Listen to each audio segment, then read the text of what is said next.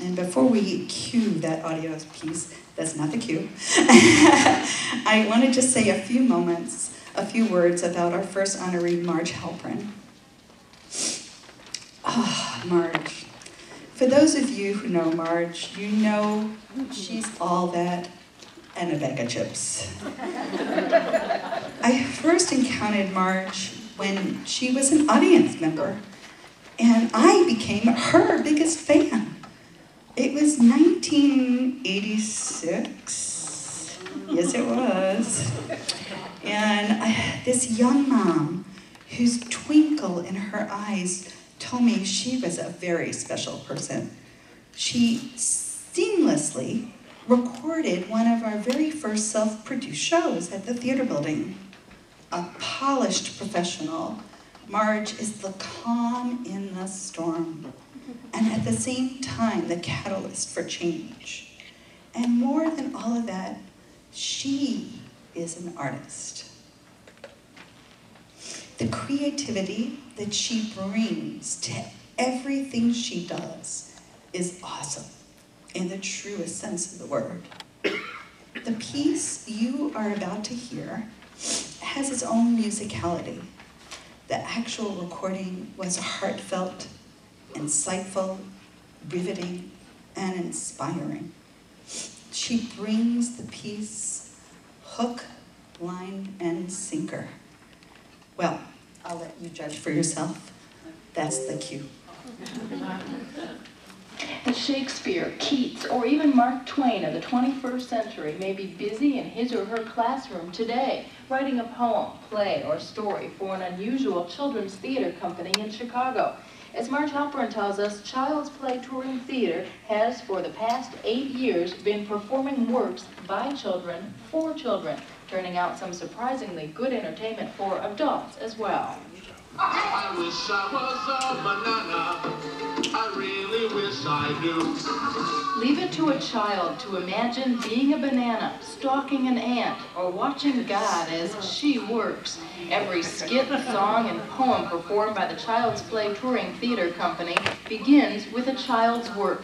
Some are modified with songs and props from the company, but company director Victor Patagrossi says he would never tamper with the storylines from his young authors. Some of the children's writing we get is really exciting, vibrant kind of literature, very sophisticated. Some of the most charming things are things that could only be written by children, and because of their limited sophistication, the innocence that comes out of their stories is devastating.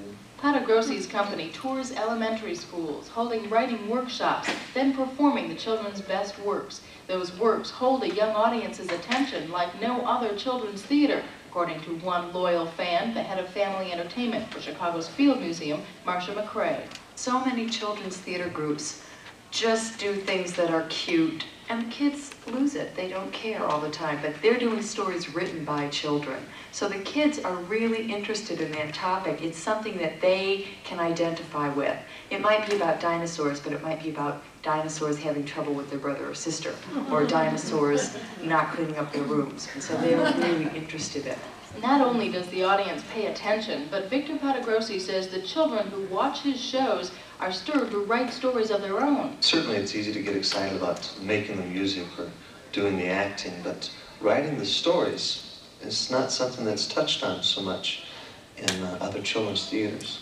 The kids whose stories we do perform, I think they get a tremendous sense of validation. Here's professional actors, grown-ups, taking something that they worked at with their own time, their own words, and treating it with respect and elevating it through performance. Chicago, great. Chicago is neat. Chicago really can't be beat.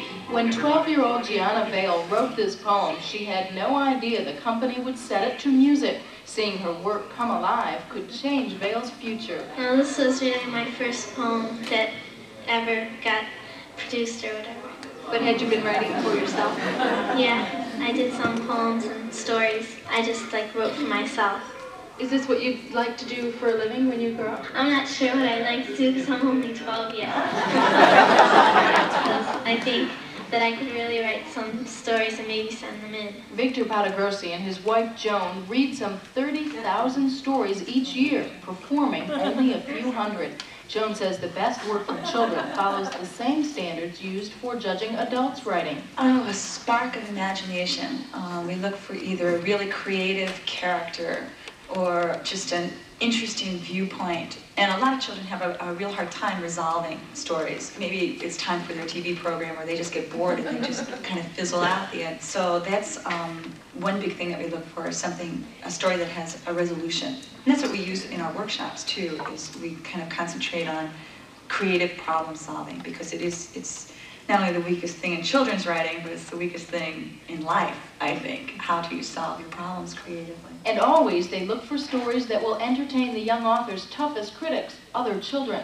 The company's best tool for holding wandering young minds is audience participation, both as writers and as guest stars. In this skit, children become Spanish-speaking animals under Victor's direction. And let me teach you just a little bit about acting like a rooster, Derek. First off, roosters are very proud animals, so put your hands at your side, stand up nice and straight, shove your chest way out. Not your stomach, Derek, your chest. There you go. You kind of strut when you walk. Okay, and then turn out nice and loud, say, Kikiriki! The oldest alumni of Child's Play are just now finishing high school, so it's probably too early to look for their work in your local bookstore. But Patagrossi is sure you will find it there someday. I absolutely expect to have, at some time, a book forward dedicated to Child's Play Theater as being the ones who helped me decide what I wanted to do with my life. And how will that make you feel when you finally read that? Like a lot of this was worth it. I wish I was a banana. I really wish I do. Everyone there would love me, including YOU. While he can't tell you their names today, Patagrossi is convinced the literary stars of the future are watching and writing, letting Child's Play serve as inspiration for their life's work. For National Public Radio, this is Marj Halperin in Chicago. Yes, I And I forgive you for the Joan. It's okay, I could be Joan. I could be Judy. I could be whatever I want. I have to tell you a little backstory. After this aired, shortly after it aired, I got a call from the United Fruit Company. I'm like, oh my God, the United Fruit Company is calling us and they want to use our song. They want to use our song, the Banana Song. So I flew to New York and I met with the powers that be. And they decided to move to Ohio. And my contact dissipated, and that's the story of my life. But if it wasn't for Marj, I wouldn't have gotten to New York, and I still have banana keychains. So hey, it wasn't total loss. Well, we are grateful for Marj for that fantastic piece, which is just one of the many things that she's being honored for tonight. She is an amazing person and has her own company, and I hope you all will check her out and use her services later. That's a little plug for you. I know it's shameless, I'm sorry. But we, worked with Marj when she was at the Chicago Park District, as I mentioned earlier. We did Theater on the Lake, and when she was at the League, we were part of the family programs, and well, what can I say? Marj is all that and a bag of chips. And I love you, Marj. Y-O-U.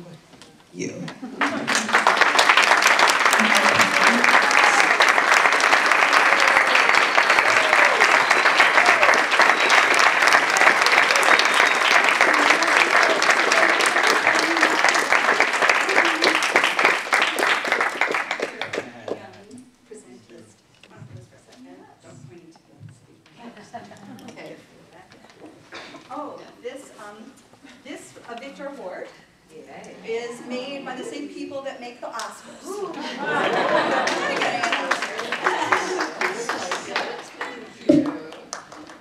Thank you. You need a little just a little bit. Sure. Well, quite an introduction. I thank you, and I apologize for calling you Joan. I didn't know you then. So there you go. Take myself, but that was a long time ago, for sure. The little girls that watch the play with me are in the room here. Not little any longer, that's for sure. So I've been a fan a long time since then, and really this award is very meaningful to me, as is the fact that my family and so many of my friends are here. I really appreciate you all coming here to support me.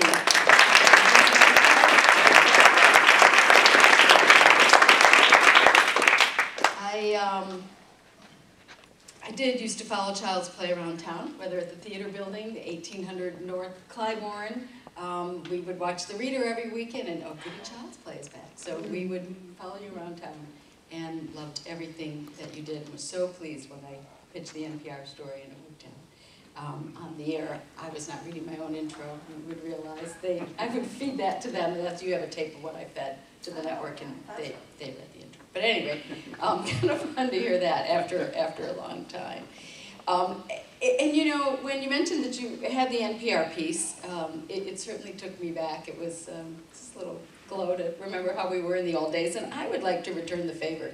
I would like to take you back to some of the early days of Child's Play, and maybe those of you who haven't been involved so long, I'd like to know a little bit about how it all got started. I returned back to my reporting days and skills and actually interviewed one of your former company members, Doug Smith. He was the music director in the early days, maybe your second or third music director when I interviewed you and Victor.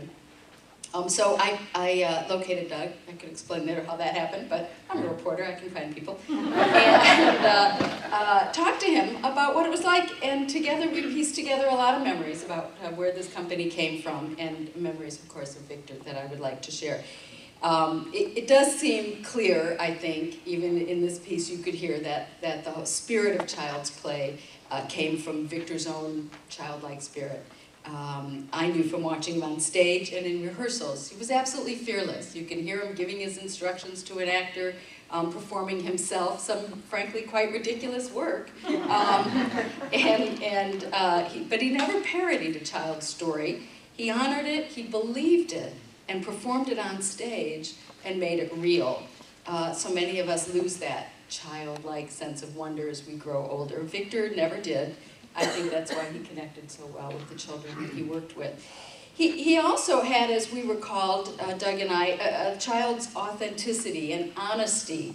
Doug said he doesn't think he had ever heard him tell a lie. I think I hear that from others too, but perhaps he had rather a sense of hyperbole. And Doug remembered a story getting Victor into some trouble when he would exaggerate slightly. The company was driving through customs for a performance in Canada, and they had a truck loaded with probably everything you own: set pieces, costumes, props, all kinds of things. So he pulls up to customs, asked to declare the value of what he's bringing. Victor gave what for him was, I'm sure, an honest reply: millions of dollars.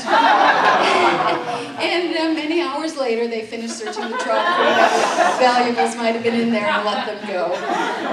Probably never finding what seemed to Victor to be worth millions of dollars. I totally forgot that. It clear to me, talking to Doug, Victor was a great role model for the adults that he worked with as well as for the children.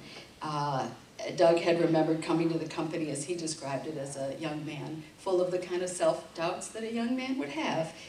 Concerns about his talent, finding the company, whether he could make it in the company, and whether he was, could make it in theater and all those sorts of things. And as he said, the company was one that traveled too light to carry all that baggage, and he quickly realized none of that mattered, and he was there to do the work of child authors, and to do it the way Victor had taught them. He adopted the childlike wonder himself, which he thinks he still carries to this day. He no longer works in theater, but carries that sensibility that he learned in those early days. And we talked about Victor's vision for the company in the early days, and the simple answer, we think, is clear from everything that you've heard today, from what you heard in my old report and from today. Victor was there to spread the love that he and June shared for theater and for each other, to reach as many children as possible with the simple lesson that theater is the place where you can be exactly who you are. It's why I've been drawn to theater of all kinds and tried so hard to be supportive of theater. it was an important message for children, for the thousands of children that the company has touched, for the thousands more that we hope and know are to come. I can't thank you enough for honoring me with this and going back to those days and really getting back in touch with what this company and you and Victor have done has been just a sheer joy for me. Thank you.